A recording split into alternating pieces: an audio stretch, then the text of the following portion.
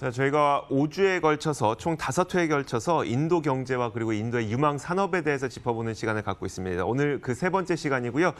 역시 인도포럼 신시열 운영위원장과 이야기 나눠보겠습니다. 어서 오세요. 네, 어서 오세요. 네. 자, 오늘 좀 그 마음 편히 갈 수 있을 것 같아요. 지난 저희 첫 번째 시간이 그 인도 경제 동향이었었고요.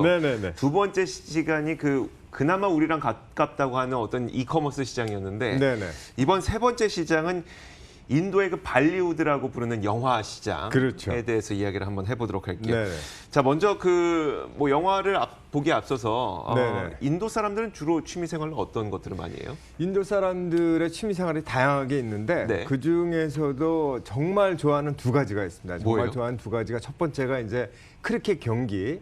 그러니까 크리켓 경기와 경기에 나오는 여러 가지 여러 선수들, 배터라든지 너무너무 좋아하고요. 그래서 지난 작년 같은 경우에는 페이스북이 크리켓도 이제 영국의 프리미어 축구 리그처럼 프리미어 리그가 있어서 IPL, 인디안 프리미어 리그 그렇게 부르거든요. 그래서 거기에 5년간의 디지털 판권을 갖다가 6억 달러니까 우리 돈 한 7천억 원 정도를 주고서 이렇게 구입을 했었습니다. 이제 좀 더 그러니까 페이스북이 그래서 이제 좀 더 크리켓을 좋아하는 인도 사람들한테 다가가기 위해서 홍보하기 위해서 이렇게 한 거죠.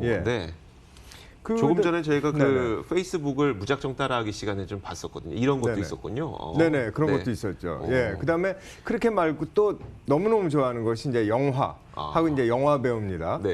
그래가지고서 지금 보면은 제가 잠깐 제 에피소드를 개인적으로 이제 말씀을 드리자면 제가 우리 가족들하고 같이 2014년에 두바이를 방문한 적이 있었는데 비행기 내려가고 시내를 들어가다가 깜짝 놀랐어요. 왜요? 왜냐면은 시내 곳곳에 대형 건물에 벽면에 이제 대형 인도의 배우들의 현수막들이 막 여기저기 걸려 있어갖고 마치 우리가 다시 인도에 들어온 것 같은 그런 느낌을 받았거든요. 그래서 두바이에? 두바이 같은 경우에 숫자를 찾아보니까 전체 인구가 당시에 이제 332만 명 정도 됐었는데 그 중에서 한 144만 명이 인도 사람들. 그런 그 숫자가 이제 비중이 한 43%가 되는데 거기서 인도계라고 할 수 있는 파키스탄이나 방글라데시나 스리랑카 합치면 한 70%. 그러니까 두바이 인구 10명 중에 7명은 인도 사람 혹은 인도계. 이렇게 되다 보니까 이제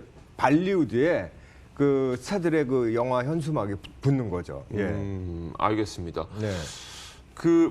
발리우드라는 말이 인도 도시 문바이의 옛 이름 봄베이와 할리우드의 합성어였어요.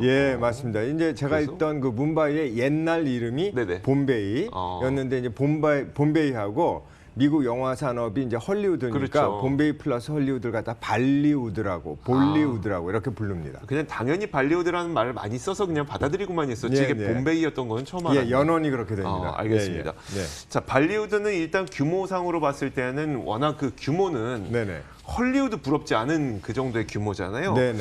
현재 인도의 영화 산업의 어떤 시장 규모라든지 이런 것들을 한번 설명해 주시면. 그래서 관련 숫자 되는 부분을 갖다가 조금 좀 살펴보면은 실제 가장 커다란 특징 중에 하나가 보면 인도 영화가 1년에 한 1,500편에서 작을 때 많을 때는 한 2,000편 정도. 2010년 기준은 1,900편을 갖다가 제작을 했으니까 미국하고 비교하면 어마어마한 숫자입니다. 미국하고 비교하면 미국 같은 경우가 한 700에서 한 800편 정도 지금 자료화면에 나오고 있습니다만은 정도가 되니까 미국보다도 아마 두 배 반 정도 되는 그런 어마어마한 제작 건수가 이제 있고요. 그다음에 티켓에 판매되는 숫자는 한 27억 장.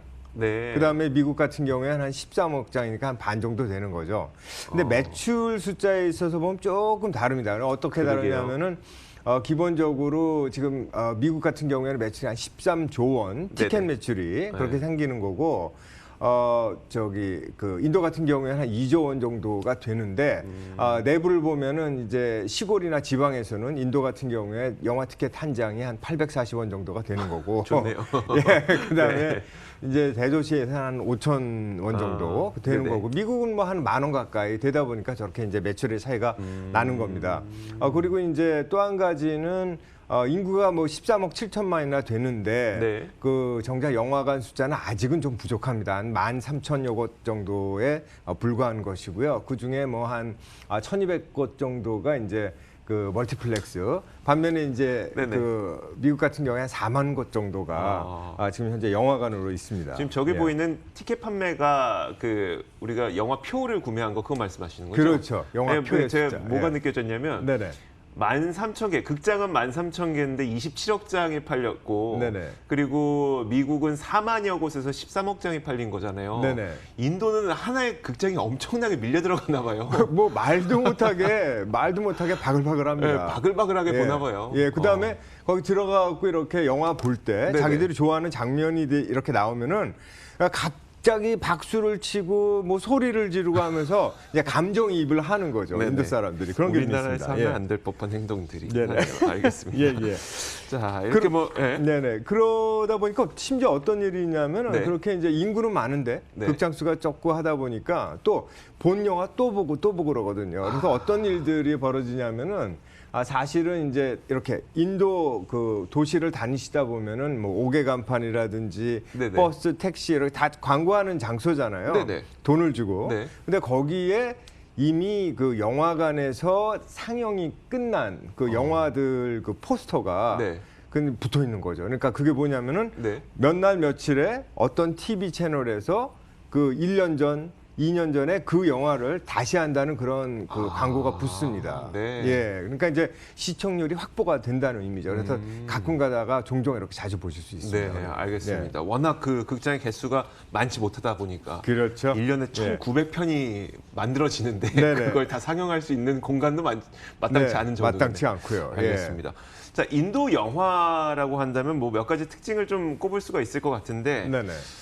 단체로 춤추고 네, 단체로 그렇죠. 노래 부르고 네. 그리고 영화 시간이 굉장히 좀 길고 저는 길고. 이런 특징들을 좀 그렇죠. 봤었거든요. 보통 한 3시간 정도 네, 한 가죠. 3시간 정도 되더라고요. 그러다 보니까 중간에 막 하다가 반 정도 지나면은 갑자기 불이 켜지면서 인터미션 있죠? 예, 인터미션이 있습니다. 그러면 이제 그때 나가고 소변도 보고 네네. 볼일도 보고 이렇게 하는 건데 인도 영화의 특징이라는 것이 몇 가지가 있는데 네. 그중에 가장 대표적인 특징이 인도 영화를 우리가 흔히 보면 마살라 영화라고 부르거든요. 네. 근데 마살라 영화라는 뜻이 힌디어로 마살라가 이제 향신료, 양념 뭐 그런 네. 뜻이거든요. 그러다 보니까 인도 영화를 인도 영화답게 만들어주는 데 있어서는 네. 이 마살라, 즉 양념의 그 향신료나 양념의 역할이 굉장히 커가지고서 말씀하신 대로 우리 이조 앵커님 말씀대로 뭐 집단적인 뭐 노래라든지 군무, 네, 네. 그룹 댄스 같은 것들이 이렇게 많이 보여지죠. 그게 전통 영화의 특징들입니다.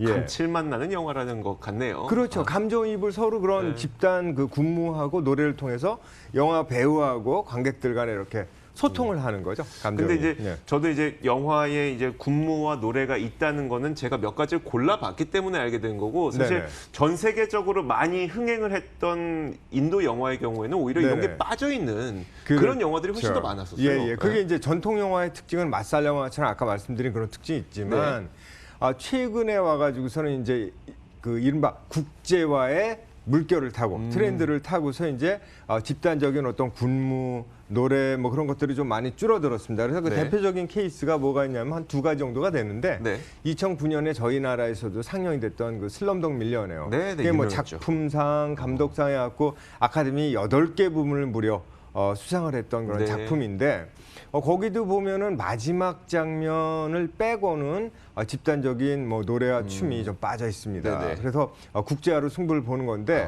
몇 면도 보면은 감독이 그 데니 보일 그 영국 감독, 네. 그다음에 이제 출연진 그 인도 영국 출연진 외에 그리고 음악이 라만이라고 이제 그 영화 그 음악 감독을 했던 분 빼고는 전부 영국이나 뭐 미국 배급사도 이제 폭스나 워너브라더스였으니까요. 그러니까 국제화의 물결을 타고 있었던 거죠. 그게 이제 대표적인 첫 번째이고 두 번째가 이제 2013년도에 우리 그 영화관에서도 절찬리에 상영이 됐던 라이프 오브 파이 같은 네, 경우도 네. 출연진이 대부분 그 인도 배우, 그다음에 영국 배우가 이제 조연으로 출연을 했었었는데 네. 실제로 이 영화도 보면은 이제 감독이 그 와우 장룡을 그 감독했던 그 이안 감독, 대만 출신, 국적의 대만 국적의 이안 감독. 그 다음에 이제 소설도 이 라이프 오브 파이가 파이 이야기라는 제목으로 네네. 원작의 소설은 얀 마텔이라는 캐나다 분이 그 원작자예요. 그래서 네. 이 원작자라든지 그밖에 뭐 음악이나 배급사도 20세기 폭스사였고 네네. 전부 이제 국제적인 어떤 그 흥행을 위해서는 어떤 기존의 그 마살라 영화에서 좀 더 탈피를 했던 거죠. 그다음에 우리나라에서도 보면 왜 그 세월간이라고 쓰리 이디어트. 그거 재밌게 봤어요. 재밌게 네, 보셨어요? 재밌게 봤어요. 예, 그게 아주 그 어떤 그 코미디도 있지만 네네. 감동도 주는 영화였었고, 그렇죠. 그다음에 우리 그 인도판 그 포레스트 검프라고 할 수 있는 내 이름은 칸, 마이 네, 네임 이즈 네. 칸 같은 경우도 사루칸이 그렇죠. 출연해갖고 아주 재밌게 열연을 했던 그런 네. 영화. 그다음에 또 잔잔하게 그 인도의 이색적인 이제 점심 문화. 네. 그게 이제 다바왈라라는 그 도시락을 배달해주는 사람들을 통해서 그 어떤 착오가 하나 네네. 벌어지면서 이제 벌어졌던 그 남녀의 사랑이 여기였거든요. 네네. 그래서 런치박스 같은 것도 전체적으로 보면은 재밌게 인도 영화가 국제화로 나가는 그런 한 예로 보겠습니다. 네, 예. 알겠습니다. 아마 이거 지금 방송 들으시면서 나 저 영화 봤는데라고 생각하시는 분들도 꽤 많이 있을 거예요. 근데 네. 이제 저희가 산업적인 측면에서 한번 바라보게 될 텐데 이 네. 정도로 영화에 대한 그 열정이 큰 국가라고 한다면 분명 동영상 스트리밍 서비스 업체들도 가만히 있지만은 않을 것 같아요. 그렇죠. 컨텐츠. 넷플릭스도 지금 발리우드 시장에 좀 주목을 하고 있어요. 그렇죠. 이 그 넷플릭스 말씀을 하시니까 잠깐 이제 이렇게 요약해서 말씀을 드리자면 넷플릭스는 현재 전 세계 190개국 이상에 진출해 있습니다. 단 그 190개국 안에는 그 중국은 빠져 있습니다. 네, 중국은 빠져 있습니다. 넷플릭스가 그중에 그 전체 가입자 수가 한 1억 4천만 명 정도 되는데 그중에 한 57% 정도 되는 7,900만 명이 미국 가입자가 아니라 국제 가입자예요. 다른 나라 가입자예요. 그래서 국제 회사라고 다국적 회사라고 넷플릭스를 생각하시는 것이 이제 맞고요. 저희 담당 PD가 바로 어제부터인가 이제 그 국제 가입자에 포함이 됐습니다. 저희 담당 PD가. 그러세요? 예, 저도 지난 그 2년 전서부터 네네. 넷플릭스 이제 보고 있는데. 그 인도 그 넷플릭스 같은 경우에 2016년에 진입을 했는데 그때 진입을 할 때 그 아마존의 그 동영상 스트리밍 서비스인 그 아마존 프라임도 같이 2016년에 들어갔었습니다. 그런데 2017년까지는 사실은 이 넷플릭스가 인도에서 고전을 했거든요. 왜냐하면 데이터 그 통신료가 좀 비싸다 보니까 공격적인 행보를 못 하고서 통신 시설 자체가 좀 낙후하다 보니까 낙후한 것도 뭐 있었고요. 그냥 기가바이트당 예를 들어서 데이터 통신료가 비싸니까 사람들이 선뜻 이렇게 동영상 스트리밍 서비스를 못한 것이 있었으니까 그러다 보니까 예를 들어서 이제 동영상 스트리밍 서비스의 그 점유율이 CNBC에 따르면 넷플릭스가 굉장히 미미한 정도의 수준에 있습니다. 사실은 1.4% 정도밖에 안 되고요. 여기서 강자가 넘버 원이 이제 업계 1위는 그 핫스타라는 스타 TV 우리로 치면 KBS 같은 회사의 자회사 핫스타라는 그 서비스 회사인데 거기가 무려 60.4%인가 70% 가까이 되고 같이 들어갔던 아마존 프라임도 한 5% 정도 차지하는데 이제 넷플릭스가 1.4니까 좀 약하죠.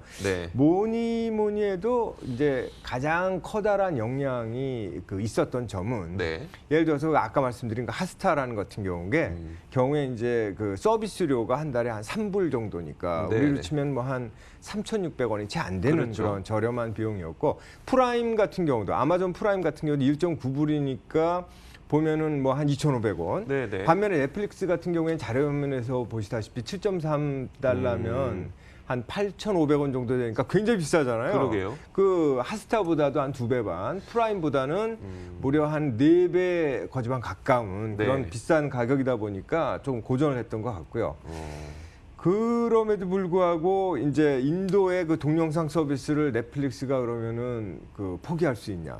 절대로 포기하지 못한다고 봅니다. 지금 2023년이면은 약 한 2.5조 원 정도의 그 시장 그 마켓 규모가 되는데 굉장히 빨리 커지고 있는 그런 시장이거든요. 그러다 보니까 넷플릭스는 그 이렇게 좀 재정비해서 공격적인 행보를 가격도 좀 낮추고 하는 그런 방향으로 나갈 것 같고 참고로 지금 넷플릭스 같은 경우에 이제 주가 수익 비율 퍼가 한 100 정도 지금 되고 그다음에 이제 기업 자산하고 영업 자산 그 가치 비율도 한 70 정도가 되거든요. 그러면은 그 경쟁을 하고 있는 그 대표적인 경쟁 상대인 디즈니 같은 경우하고 비교를 해볼 때 퍼가 14고 EV to EBITDA 레이시오가 지금 네. 11이니까 뭐 한 7, 8배씩 이렇게 비싸잖아요. 그러니까요. 네, 높잖아요. 그래서 그런 부분은 어떻게 생각하면은 상대적으로 넷플릭스의 그 주가가 조금 이렇게 그 고평가되어 있는 거 네네. 아니냐 하고 그럴 수 평가를 할 있죠. 수도 있겠지만 네. 또 다른 면으로 보면은 아까 말씀드렸다시피 전체 가입자의 57%가 국제에서 오잖아요. 네네. 근데 국제에서 오는데 아까 말씀드린 대로 인도는 지금 넷플릭스가 진출 안 했기 때문에 네네. 향후에 어마어마한 그 인구를 가지고 있는 우리 인도 시장을 갖다가 넷플릭스 입장에서는 포기할 수가 없는 거죠. 그래서 제가 봤을 때는 재정비에서 굉장히 공격적인 행보를 나갈 것이다 이렇게 네. 보고 있고 네. 넷플릭스에 대해서 관심 있을 때는 인도 시장을 유심히 보시는 것이 굉장히 맞을 것 같습니다. 네, 알겠습니다. 네. 자, 이렇게 오늘은 그 세 번째 시간으로 인도의 영화 산업에 대한 이야기를 해보면서 관련된 산업에 대한 그 기업 이야기까지 들어봤습니다. 지금까지 인도포럼 신시열 운영위원장과 이야기 나눠봤습니다. 고맙습니다. 감사합니다.